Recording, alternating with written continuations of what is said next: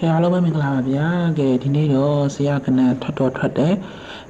တဲတော့မထွက်တော့အောင်เนาะညနေခင်းကဲအားဆိုရင်အားမငယ်ပါနဲ့မနေ့ပြန်ဆရာတို့စာထုတ်လိုက်မယ်เนาะ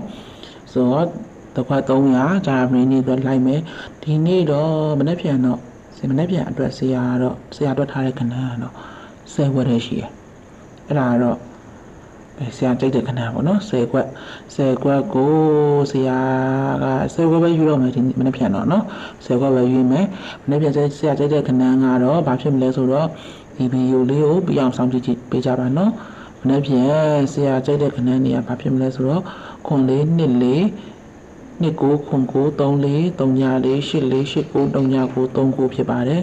ကဲဘော်ဒါလေးပေါက်ပါစေနော်ဒီတပတ်ပေါက်တော့ပေါက်တယ်ဒီတပတ်တော့နည်းနည်းလိုက်ရတယ်နော်ဒါပေမဲ့ဘော်ဒါလေးပေါက်ပါစေကျွန်တော် channel လေးကို like subscribe လုပ်ထားပေးကြပါအားလုံးကျေးဇူးတင်ပါတယ်